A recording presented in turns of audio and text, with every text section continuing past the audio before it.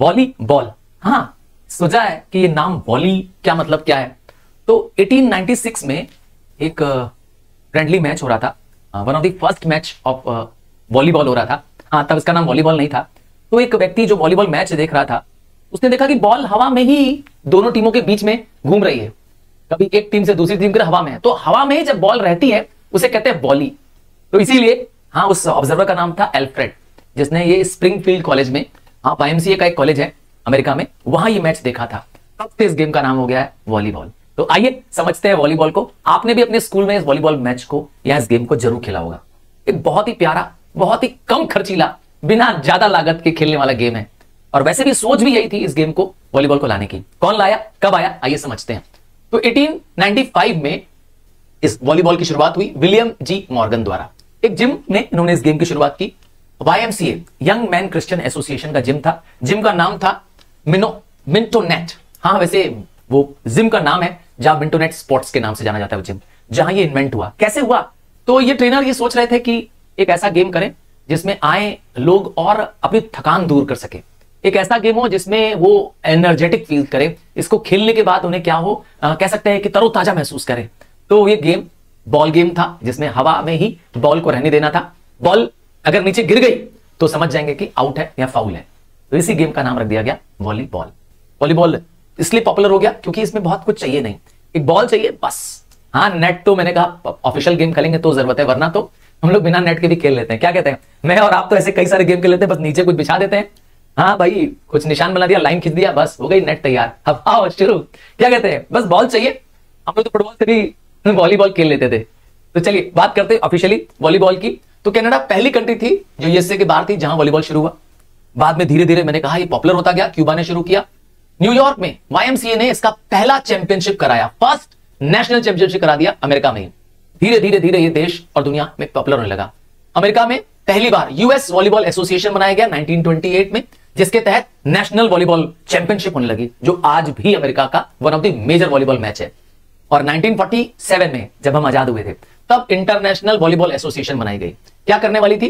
ये international level पर अब वॉलीबॉल मैच कराने वाली थी। अब वॉलीबॉल अमेरिका से बाहर पूरी दुनिया में पहुंचने वाला था। और पहला इंटरनेशनल मैच, पहला वॉलीबॉल चैंपियनशिप मैच चेकोस्लोवाकिया के प्रैग में खेला गया था। कैपिटल ऑफ चेकोस्लोवाकिया है 1949 में। और हम भारतवासी, हाँ, हमने भी वॉलीबॉल खेलना शुरू कर दिया 1950 से। हमारे देश में वॉलीबॉल फेडरेशन ऑफ इंडिया बनाई गई।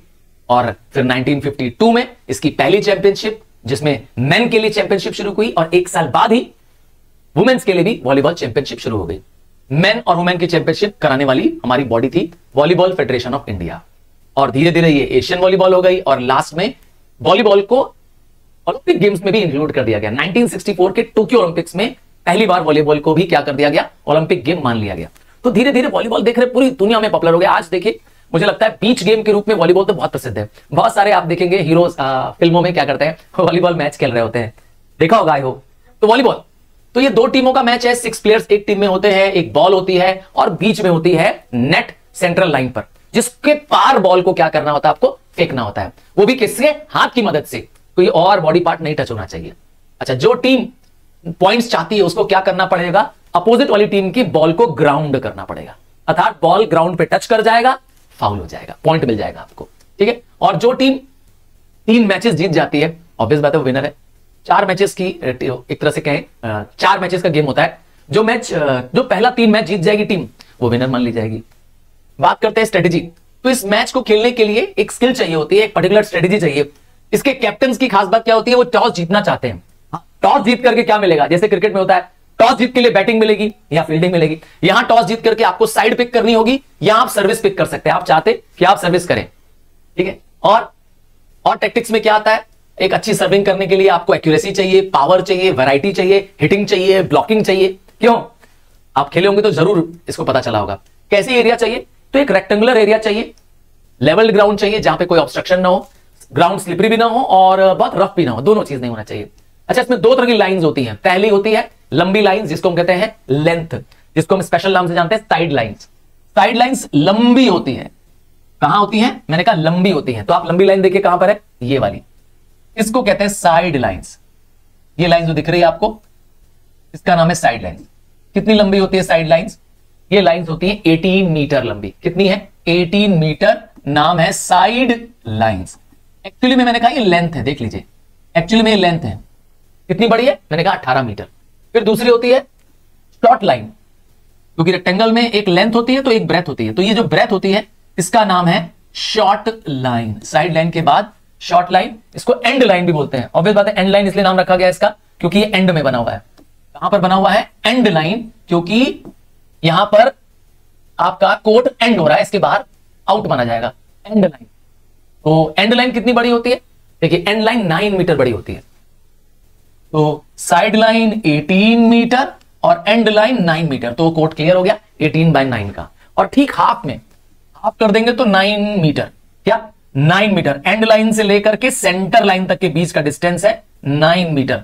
9 मीटर के, तो इसका मतलब हो गया 2 स्क्वायर के बीच में। 9 मीटर का स्क्वायर इधर है, 9 मीटर का स्क्वायर इधर है, तो जो बीच में, एकदम बीच में 9 मीटर के लाइन को कहते हैं सेंटर लाइन या नेट लाइन। यहां सेंटर लाइन में नेट लिखाया गया होता है, हाँ जाल लगाई जाती है जिससे बॉल के, जिसको ऊपर से बॉल को जाना होता है। और सेंटर लाइन से लेकर के एक रेड लाइन और बनाई गई होती है, इसका नाम होता है अटैक लाइन। इसका अटैक लाइन है, यहीं से प्लेयर्स क्या करते हैं, हिट या अटैक करते हैं सामने वाली टीम को। ठीक, आइए अब समझते हैं टोटल एरिया क्या है। तो इसके ऊपर कोर्ट बना होता है, जो प्ले कोर्ट होता है वो देखिए कैसे बना होता है, लगभग 24 मीटर लेंथ का। देखिए कोर्ट की लेंथ, जहां पे ये बास्केटबॉल कोर्ट बना हुआ है 24 मीटर बाय 15 मीटर, ठीक है ना, ये पूरा फोल्ड है। इस कोर्ट में 5 जोन्स होंगे। कौन से 5 जोन्स होंगे पूरे प्ले में? पहला है फ्रंट जोन, ये सबसे आगे होता है, सेंटर लाइन और अटैक लाइन के बीच की जगह होती है, नाम है फ्रंट जोन। ठीक, उसके बाद होता है बैक जोन, ये लाइन अटैक लाइन के पीछे से लेकर के एंड लाइन तक, अटैक लाइन से एंड लाइन के पीछे, ये 6 मीटर की, ये 3 मीटर होता है, पहले 3 मीटर तक और ये बाद के 6 मीटर तक। ठीक, इसका नाम है क्या? Back zone. फिर एक होता है सब्स्टिट्यूशन जोन, ये वो एरिया होती है जो बेसिकली क्या करती है, both side of the front zone होती है, नाम होता है सब्स्टिट्यूशन जोन। फिर नेक्स्ट होता है सर्विस जोन, ये वो एरिया होती है जो both side of the back zone होती है। कहां होती है? इस पे, बैक जोन पे होती है। क्या होता है? यहां से सर्विस की जाती है, इसलिए नाम है सर्विस जोन। ठीक है, नेक्स्ट है लिबेरो रिप्लेसमेंट जोन। अभी लिबेरो कौन है? अरे एक तरह का स्पेशल प्लेयर है और इसके पास एक स्पेशल जर्सी भी होती है, और खास बात है कि ये अटैक नहीं कर सकता, डिफेंड कर सकता है, अटैक नहीं कर सकता है। बहुत ही इंपॉर्टेंट प्लेयर है लिबेरो। तो लिबेरो रिप्लेसमेंट जोन, लिबेरो को रिप्लेस भी किया जा सकता है, इसका सब्स्टिट्यूट हो सकता है, पर इसकी परमिशन लेनी पड़ती है। लिबेरो के रिप्लेसमेंट का पहले से ही नाम होना चाहिए कि कौन इसके बदले सब्स्टिट्यूट होगा, इसकी परमिशन लेनी पड़ती है, कैप्टन ले सकता है इसकी परमिशन। ठीक है, तो यहां पर है लिबेरो रिप्लेस करने का जोन। ठीक है, दोनों साइड में है, बैक जोन्स में है, ध्यान दीजिएगा कहां पर है, इस बैक जोन में है लिबेरो रिप्लेसमेंट जोन। आइए बात करते हैं, तो ये पूरा ही एक स्क्वायर एरिया है। ठीक है, बात करते हैं नेट की। मैंने कहा 9 मीटर का स्क्वायर है, 9 मीटर का स्क्वायर इधर, 9 मीटर का स्क्वायर इधर, बीच में है नेट। ठीक है ना, बीच में है नेट। तो नेट एक्सट्रीम एंड तक जाती है, टॉप और बॉटम तक जाती है। और क्या खास बात है, नेट में 2 व्हाइट बैंड लगाए गए होते हैं। ठीक है, 2 व्हाइट बैंड लगाए गए होते हैं नेट के साइड में। और क्या लगाए गए होते हैं? नेट के ऊपर, नेट के ठीक ऊपर 2 एंटीना लगा दिए गए हैं। सर एंटीना क्यों लगा दिए गए हैं? फाइबर के, ताकि बॉल उसके बीच से जाए, नेट एरिया के बीच से जाए, इसीलिए क्या लगा दिया गया है, जैसे ये इधर नेट है, बन रही है, यहां इधर नेट पोल है, इस पोल के ऊपर क्या कर दिया गया है, ये लगा दिया गया है ग्लास फाइबर का एंटीना। ध्यान दीजिएगा, पोस्ट के ठीक ऊपर होता है, और जो पोस्ट होता है उसका शेप कैसा होता है? सिलेंड्रिकल। पोस्ट समझ गए ना, जिस पोस्ट पर ये नेट बांधा जा रहा है, इसकी बात कर रहे हैं, इस पोस्ट की बात कर रहे हैं। एंटीना ठीक ऊपर होता है, यहां ऐसे, ये है नेट, देखिए ध्यान से, जूम कर लीजिए, ये है नेट, ये है आपका पोस्ट, और पोस्ट के ठीक ऊपर है एंटीना। क्लियर हो गया? एक टीम में 6 प्लेयर होते हैं, 6 सब्स्टिट्यूट होते हैं, एक कोच, एक असिस्टेंट कोच, एक ट्रेनर और एक डॉक्टर। हर टीम के कैप्टन और लिबेरो का नाम पहले से ही स्कोर शीट में लिखा होता है। याद रखिए, लिबेरो भी एक इंपॉर्टेंट प्लेयर है। सारे प्लेयर्स को बदला जा सकता है, टीम को चेंज की जा सकती है, लिबेरो को भी चेंज किया जा सकता है, बट नॉट इजिली। ध्यान दीजिएगा, प्लेयर्स को लिखा है क्लियर कट कि players can not B change, कब तक? जब तक कि टीम कैप्टन और कोच ना कर दे साइन। ठीक है, स्कोर शीट होती है जिसमें स्कोर लिखा होता है मैच का, उस पर दोनों को साइन करना होता है। नेक्स्ट है सब्स्टिट्यूट को बैठना होता है, एक टीम बेंच बनी होती है जहां सब्स्टिट्यूट बैठे होते हैं, वो 6 प्लेयर्स बैठे रहते हैं और इधर उधर घूम नहीं सकते। क्या चाहिए प्लेयर्स को? प्लेयर्स को एक जर्सी चाहिए, एक ड्रेस चाहिए बकायदा, एक शॉर्ट निक्कर टाइप की चाहिए होती है, वो पहने होते हैं, सॉक्स और शूज पहने होते हैं। हर प्लेयर की एक सेपरेट जर्सी है, ज्यादातर प्लेयर्स की जर्सी ऐसी होती है कि आप दूर से देख के पहचान लेंगे कि एक टीम के खिलाड़ी हैं। और तो और शूज होना चाहिए, पर शूज में हील नहीं होना चाहिए, फ्लैट शूज होने चाहिए। और तो और हर जर्सी का नंबर भी होना चाहिए। मैच कैसे स्टार्ट होता है? तो मैंने कहा मैच टॉस से शुरुआत होता है। कैप्टन जो टॉस जीतता है वो डिसाइड करता है कि मैं कहां रहूंगा, किस पहले सर्विस करूंगा या कौन सा साइड जाऊंगा, उसकी मर्जी है। नेक्स्ट है रोटेशन होती रहती है। एक बहुत इंपॉर्टेंट नियम है इसमें कि हमेशा प्लेयर्स की पोजीशन क्लॉकवाइज चेंज होती रहती है। मतलब 1 2 3 4 5 6 ऐसे प्लेयर्स की पोजीशन चेंज होती रहती है क्लॉकवाइज। ध्यान दीजिएगा, अगर रोटेशन नहीं किया तो एक फॉल्ट हो जाएगा, एक फॉल हो जाएगा, नाम हो जाएगा नॉन रोटेशनल फॉल्ट। ठीक है, ये बहुत जरूरी है प्लेयर्स को रोटेट कराना। आइए रूल्स समझते हैं। रूल्स व्हाइल प्लेइंग, अगर हम खेल रहे हैं तो क्या क्या रूल्स हैं? पहला है कि player may touch the ball beyond the net in the air. मतलब नेट के बाद अगर कोई बॉल टच हो जाए, ठीक है, it does not interfere the play. ठीक है, पर वो प्ले को टच किसी का डिस्टर्ब, जैसे मैं बॉल को टच कर रहा हूं, सामने वाला प्लेयर भी टच कर रहा है, टकराना नहीं चाहिए। पहली चीज, दोनों को बॉल जो है जो मिल रही है प्ले करने के लिए वो सेपरेट होनी चाहिए। मतलब मेरी तरफ बॉल है मेरी साइड में, तो मुझे क्या करना है, उसको अपोनेंट की टीम पे भेजना है। ध्यान देना, एक प्लेयर को अपोनेंट की नेट के बिलो भी टच नहीं करना है। जहां नेट लगी है, ये नेट है और अपोनेंट के नेट के नीचे हम चले गए, नहीं अलाउड नहीं है, इससे पेनिट्रेशन फॉल्ट हो जाएगा।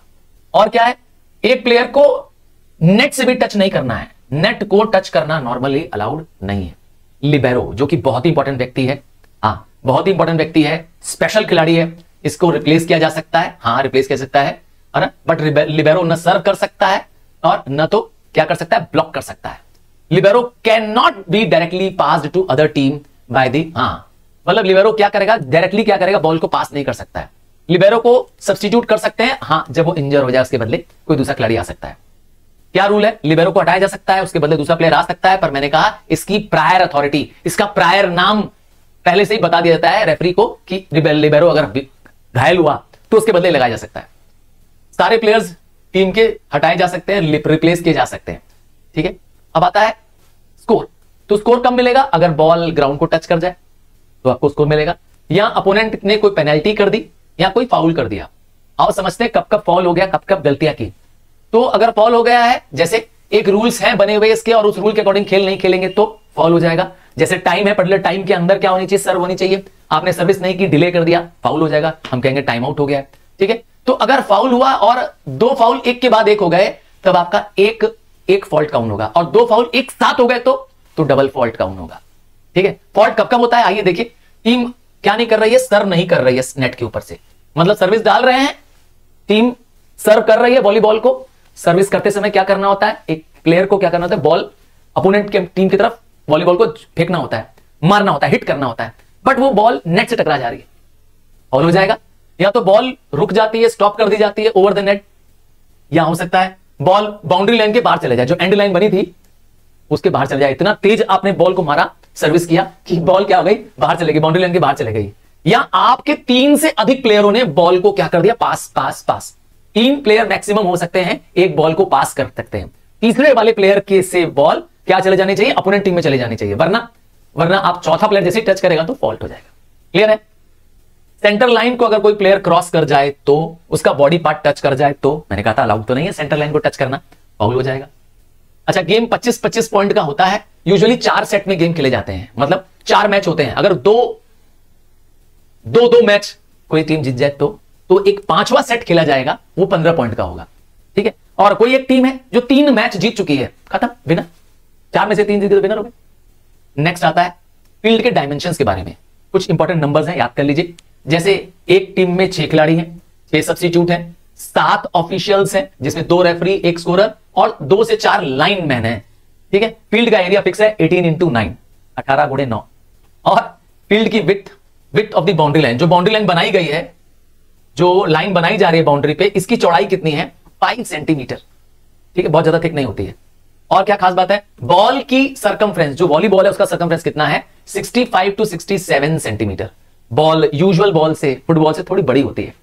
और वेट क्या होता है, 260 से 280 ग्राम, मतलब वॉलीबॉल फुटबॉल से थोड़ी हल्की भी होती है। कलर कैसी होती है, मल्टी कलर होती है। नेट का साइज देख लीजिए 9.1 मीटर, क्योंकि नेट जो होती है 9.5 मीटर। आपका जो कोर्ट है वो एक्चुअली 9 मीटर का है, ध्यान है आपको। आपका कोर्ट 9 मीटर है ना चौड़ा है, पर नेट जो है वो 9.5 है, क्योंकि थोड़ी नेट बाहर निकल आती है ऐसे, ठीक है ना, ये जो बाहर निकल रही है इसीलिए, क्योंकि नेट जो है वो 9.5 मीटर है लंबी, और यहां से इतनी चौड़ी कितनी है 1 मीटर, 9.5 मीटर, ये रही उसकी ब्रेथ 9.5 मीटर, और उसकी लंबाई कितनी है 1 मीटर। और जो उसके अंदर मैश बना हुआ है, मैश मतलब इसमें जो ऐसे मैश बने होते हैं वो कितना होता है, वो 10x10 का होता है, बहुत बड़ा मैश नहीं होता है, ठीक है। कितनी ऊंची नेट लगती है, मेल्स के लिए ज्यादा ऊंची नेट लगती है 2 मीटर 43 सेंटीमीटर, और फीमेल्स के लिए थोड़ी कम, ऑब्वियस बात है, फीमेल के लिए कम क्यों, क्योंकि यूजुअली कम हाइट की फीमेल्स होती हैं एज कंपेयर टू मेल्स, इसलिए उनकी हाइट है 2 मीटर 24 सेंटीमीटर। एंटीना लगा होता है, मैंने कहा था, याद है, साइड पोल्स होते हैं सिलिंड्रिकल, उसके ऊपर एंटीना लगा होता है। एंटीना कितना लंबा होता है, 1.8 मीटर लंबा होता है, और पोल्स के डिस्टेंस कितने होते हैं, पोल का डिस्टेंस होता है 50 to 100 centimetre from the side lines, side line से थोड़ा दूर होती है, मैंने बताया था साइड लाइंस 9 मीटर पर होती हैं, कितनी 9 मीटर की ये साइड लाइंस होती हैं, 9 मीटर, पर इससे थोड़े दूर होते हैं पोल्स, ठीक है, दोनों तरफ इससे दूर दूर होते हैं पोल्स। फिर होता है लेंथ ऑफ सर्विस एरिया, कितनी है 9 मीटर। सर्विस एरिया कहां होती है, पीछे, यहां से सर्विस एरिया होती है, ठीक है, एंड लाइन की तरफ होती है। यूजुअली मैंने कहा लोग क्या करते हैं, अलग अलग क्या करते हैं, mask, size of mark as chest and, तो ये टी शर्ट्स होती है, अलग अलग होती है कुछ। ये रहा डाटा, और ये रहा स्क्रीन पर मैंने दिखाया नेट लगा हुआ, देखिए ये आपकी लाइन है नेट की, 9 मीटर तक क्या है साइड लाइंस होती है, पर नेट उससे थोड़ी बड़ी होती है, ठीक है, 9.5, और नेट की ये जो लेंथ है, सॉरी ये जो ब्रेथ है वो है 1 मीटर, और ये जो नेट है वो 9.5 मीटर है। ये जो 9 मीटर है ये हमारी क्या है, हमारी यहां तक क्या है, यहां तक हमारी साइड लाइन से, यहां से यहां तक हमारी साइड लाइन से, साइड लाइन के ज्यादा बाहर होता है, ठीक है। कोच क्या करते हैं, coach behaviour of the players देखते हैं, कहीं कोई मिसबिहेव तो नहीं कर रहा है, कोई पुल या पुश तो नहीं कर रहा है, कोई बदतमीजी तो नहीं कर रहा है, और क्या करता है सेकंड रेफरी को कांटेक्ट करना इंफॉर्मेशन के लिए, लोगों का, प्लेयर्स का नाम चेक करना, ठीक है, उनका नंबर चेक करना, स्कोर शीट पे साइन करता है कोच। कोच आपको सिखाने वाला व्यक्ति होता है, जैसे मैंने कहा क्रिकेट में कोच होते हैं, वैसे इसमें भी कोच होते हैं। कोच कहां करता है, टीम के साथ बैठा रहता है, हाँ, जो सब्स्टिट्यूट बेंच में बैठे होते हैं वहां पे बैठा रहता है उनके साथ। कैप्टन तो जानते ही है, कैप्टन का ड्यूटी क्या है, जब मैच शुरू नहीं होता है उससे पहले ड्यूटी होती है कि ब्लैंक स्कोर शीट होती है उसमें जाके पहले ही साइन कर देता है। कैप्टन टॉस करवाता है, जब मैच चल रहा होता है तो उसकी जिम्मेदारी होती है कि वो ऑफिशियल से बात करे, अगर कोई रेफरी से बात करनी है तो टीम के प्लेयर्स बात नहीं करेंगे, कौन बात करेगा, कैप्टन बात करेगा। कोई रूल्स पूछना हो कि सर इस रूल का क्या मतलब है, या ये फाउल क्यों गलत दिया गया है, तो वो क्वेश्चन पूछ सकता है, yes he can ask questions, को परमिशन है क्वेश्चन पूछने के लिए। और अगर कोई इक्विपमेंट चेंज कराना है, बॉल चेंज कराना है, नेट चेंज कराना है, तो वो बोल सकता है रेफरी से, उसके पास पावर है ऐसा, ठीक है। मैच खत्म हो गया तो क्या रूल है, मैच खत्म होने के बाद रेफरी को थैंक्स करता है, हाँ, मैच खत्म होने के बाद भी कैप्टन का रोल है, और फिर स्कोर शीट को साइन करता है। एंड फाइनली अगर कोई शिकायत करनी है, कोई टीम में कोई बदमाशी हुई है, कोई परेशानी आई है, तो अपना वो प्रोटेस्ट भी लिखेगा कि मुझे ये शिकायत है इस मैच में। अब मैच में पहला रेफरी, 2 रेफरी होते हैं, पहला रेफरी होता है मेन रेफरी, फर्स्ट रेफरी।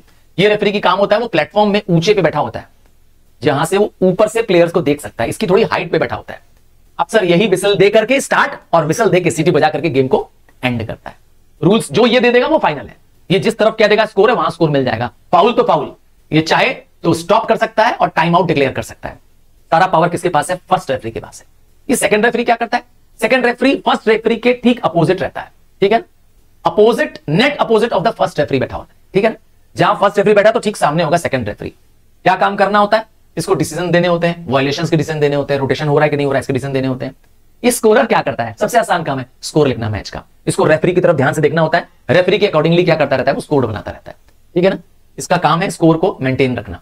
एक लाइन जज होता है जो देख के बताता है कि फाउल हुआ है कि नहीं हुआ है, बॉल जो है वो लाइन के बाहर चले गई है, साइड लाइन या बाउंड्री लाइन के बाहर गई है, कौन देख के बताएगा, ये लाइन जज, ठीक है। इसका काम है बॉल की लैंडिंग को चेक करना, फुट फॉल्ट को चेक करना, क्योंकि प्लेयर्स को अलाउड नहीं है बाउंड्री लाइंस पर पैर रखने के लिए, they have to be within the lines. और सर्विस, कैसे कैसे सर्विस कर सकते हैं, एक होता है अंडर हैंड सर्विस करना। अंडर हैंड सर्विस में क्या होगा, हम इससे करेंगे क्लोज फिस्ट, मुट्ठी से क्या करेंगे, एक बॉल को एक हैंड में पकड़ा, दूसरे हाथ से क्या करेंगे, मुट्ठी से मारेंगे, इसे कहते हैं क्या, under hand service, under hand. और टॉप स्पिन में क्या करते हैं, इसमें बॉल को हम स्पिन कराने के लिए क्या करते हैं, ऐसा करते हैं, ठीक है ना। ये क्या होता है, एक तरह का सर्विंग होता है। दूसरा होता है फ्लोट, फ्लोट में ओवरहेड सर्विस, मतलब सर्विस को, बॉल को स्पिन कराते हैं, देखो बॉल हवा में ऐसे रहती है, और फिर सर्विंग, इसे कहते हैं ओवरहेड। और जंप सर्व तो कूद करके, ठीक है, अरे माइक गिर गया, हाँ, जंप सर्व समझ में आया। और जंप फ्लोट में क्या करता है, जंप फ्लोट भी एक सर्विंग टेक्निक है, जब हम प्रेशर पर आना चाहते हैं सामने वाले पर, ताकि उसे महसूस हो कि हम कह सकते हैं कि एक अंडर प्रेशर उसे क्या कर रहे हैं, बॉल डिलीवर कर रहे हैं, वॉलीबॉल डिलीवर कर रहे हैं। फिर आता है पास। पास भाई, जो लोग आपस में खिलाड़ी जब बॉल रिसीव करते हैं अपोनेंट टीम, तो डायरेक्ट नहीं भेजती है, बल्कि अपने प्लेयर्स में पास करती है, फिर उनके बाद वो क्या करते हैं, अपोनेंट टीम के पास अपनी बॉल भेजते हैं। तो अंडर आर्म में क्या होता है, फोरहेड के नीचे तक को छोटा पास करते हैं, हल्का, ज्यादा ऊपर बॉल नहीं पास करते हैं, इस फोरहेड के नीचे तक रखते हैं बॉल को। और अंडरहैंड पास में क्या करते हैं, उंगलियों की मदद से, फिंगर्स की मदद से बॉल को क्या करते हैं, लोग कंट्रोल कर लेते हैं। इसमें पास करते हैं below the, with the face below the ball, ठीक है ना। Both hands contact the ball above the head and direct it to the intended target. मतलब इस समय बॉल को क्या करते हैं, ऐसे करते हैं डिलीवर कि सामने वाले की जिस स्पॉट हमें खाली दिखती है वहां बॉल को क्या करते हैं, गिरा देते हैं। इसे कहते हैं क्या, ओवरहेड पास। अपने प्लेयर्स को भी पास कर सकते हैं। वैसे सेट क्या होता है, एक होता है ओवरहेड सेट, मतलब technique of passing the ball, और दूसरा है बंप, मतलब फर्स्ट हिट और पास। पहले ही बॉल को जब हम क्या करते हैं, पास करते हैं, हिट करते हैं, तो उसे कहते हैं, कई बार मैंने कहा बॉल आते ही क्या करते हैं, यूजुअली हम दूसरे फील्ड में फेंक देते हैं, बंप हो जाता है। अच्छा, और क्या है, अटैक क्या होता है, जब बैक रो के प्लेयर्स आगे आ जाते हैं, जो पीछे रो में होते हैं, है ना, वो आगे आ जाते हैं और बॉल को हिट कर देते हैं, इसे कहते हैं क्या, बैक कोट। और लाइन कोट क्या होता है, जो अटैक लाइन होती है आगे की, वहां से हिट कर देते हैं। ये कुछ साइंस हैं, सिंबल्स हैं, देख लीजिए। आइए उसी तरह से क्या है, क्रॉस कोट शॉट, मतलब डायगनली शॉट मारना, लेफ्ट से राइट की तरफ, राइट से लेफ्ट की तरफ। और डिप क्या होता है, attacking the ball legally bye pushing the ball around. मतलब हम चाहते हैं जो ब्लॉकर्स हैं, मतलब सामने वाली टीम हमारे बॉल को आने से रोकती है, वो अपने हाथ ऐसे ऊपर करके खड़े हो जाते हैं ताकि हमारी बॉल उस तरफ ना जा पाए। तो उनसे बचा करके उनके हाथ के बीच से क्या करना, बॉल को फेंकना, ऐसे कहते हैं डिप कर देना। ये एक तरीका है, टेक्निक है। और क्या होता है, ब्लॉक एब्यूज, जब हम क्या करें, बॉल को डिफेंसिव तरीके से क्या करें, पास करने की कोशिश करें। उसी तरह से ब्लॉक, सिंगल ब्लॉक, एक प्लेयर आपकी बॉल को रोक रहा है, आप यहां से बॉल ही कर रहे हैं, एयर से बॉल जा रही है अपोनेंट टीम पे, वो बॉल को रोक रहा है, सिंगल ब्लॉक। डबल ब्लॉक में 2 प्लेयर रोक रहा है, और ट्रिपल ब्लॉक में तो 3 प्लेयर्स आपकी बॉल को आने से रोक रहे हैं। आपने मैच देखा होगा, कई सारे प्लेयर्स एक साथ जो सेंटर लाइन के नजदीक खड़े होते हैं, वो आकर के बॉल को रोकते हैं ऊंचा कूद करके। Dig, it is made by the player who make the first contact with the ball over the net. मतलब सबसे, जब बॉल सर्विस आती है, जैसे यहां से सर्विस की गई तो वहां बॉल पहुंची, तो जो प्लेयर सबसे पहले रिसीव कर रहा है नेट के बगल से, उसे कहते हैं डिग, ठीक है। इसका काम क्या होता है, to make the first contact over the net. अब आता है कुछ और टर्म्स है, एस करना मतलब पॉइंट पाना, एस मतलब पॉइंट रिसीव करना। सर्विंग पे आपको point received on the service that is not return.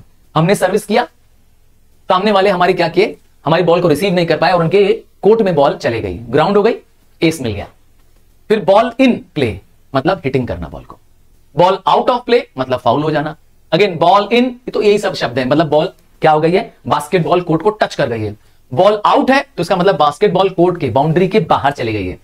Ball touching the net, simple है। बॉल इन द नेट मतलब बॉल क्या करे, अपर एंड ऑफ द नेट के एज को टच करे। ठीक, कई सारे ऐसे टर्म्स हैं, आपको एक बार गो थ्रू देखना चाहिए। कुछ कॉमन टर्म्स हैं और कुछ और स्किल्स भी देख लेते हैं। डाइविंग एक टेक्निक है प्लेइंग की, जिसमें हम क्या करते हैं, बॉल को गिरने से बचाने के लिए क्या करते हैं, कूद जाते हैं और बॉल को क्या करते हैं, अपने प्लेयर्स को पास ऑन कर देते हैं। बूस्टिंग मतलब lifting the ball for a smash, ठीक है। बॉल एक प्लेयर लिफ्ट करता है, दूसरा प्लेयर अपनी टीम से उसको क्या करता है, स्मैश करके अपोनेंट टीम में मार देता है, हाँ, उसे कहते हैं बूस्टिंग। और बूस्टर वो व्यक्ति होता है जो बॉल को हिट करता है, बूस्टर, ठीक है। स्मैश हिट करना, स्मैशर या हिटर एक व्यक्ति होता है, एक ऐसा प्लेयर होता है जिसका काम ही है क्या करना, शॉट देना, ठीक है, ताकि बॉल सामने वाली टीम के अपोनेंट टीम में गिर जाए। सर्वर सर्विस करता है, ब्लॉक रोकता है, ब्लॉकर मैंने कहा रोकने वाला खिलाड़ी है। लिबेरो बहुत इंपॉर्टेंट प्लेयर है लिबेरो, कैप्टन के बाद अगर सबसे इंपॉर्टेंट प्लेयर है तो कौन है, वो लिबेरो। तो एक स्पेशल प्लेयर है टीम का जिसका काम है डिफेंड करना but not smash from the hitting area, मतलब अटैकिंग एरिया से वो स्मैश नहीं कर सकता है। एंड उसके कलर ऑफ ड्रेस भी डिफरेंट होता है, ठीक है। हैंडलिंग मतलब होता है बॉल को टैकल करना, आपस में पास करना। रैली मतलब होता है अगर हमने बॉल को सर्व कर दिया और बॉल अभी तक क्या है, गिर नहीं रही है दोनों साइड से, जब तक गिर नहीं रही है तब तक के टाइम को कहते हैं रैली करना। हाँ, बॉल गिर जाएगी जिस साइड, वहां पॉइंट मिल जाएगा। नेक्स्ट है गवर्निंग बॉडी। तो वॉलीबॉल को गवर्न करने के लिए इंटरनेशनल बॉडी है वॉलीबॉल फेडरेशन ऑफ इंडिया। हाँ, इंडियन का, हमारे भारत में जो वॉलीबॉल को कंट्रोल करती है। और हम लोग किससे एसोसिएटेड है, एशियन वॉलीबॉल फेडरेशन। हमारा हेडक्वार्टर है चेन्नई, तमिलनाडु। और इंटरनेशनल वॉलीबॉल बॉडी कौन सी है, फेडरेशन इंटरनेशनल डे वॉलीबॉल, हाँ, FIVA, फीवा, फीफा नहीं, फीफा तो फुटबॉल के लिए, फीवा। तो इसका हेडक्वार्टर कहां पे है, ल्यूसियन, लाउसेने लाउसेने स्विट्जरलैंड क्या करती है, इंटरनेशनल वॉलीबॉल के रूल्स बनाती है, मैचेस कराती है, प्लान कराती है। कुछ मैचेस देखिए जो इंडिया में होते हैं, इंडियन वॉलीबॉल लीग ये हमारे इंडिया में होता है, फेडरेशन कप, पूर्णिमा ट्रॉफी इंडिया में होता है। कुछ इंटरनेशनल कप्स देख लीजिए वॉलीबॉल के, world championship, world cup volleyball या सुपर चैंपियनशिप कप या सुपर चैलेंज कप,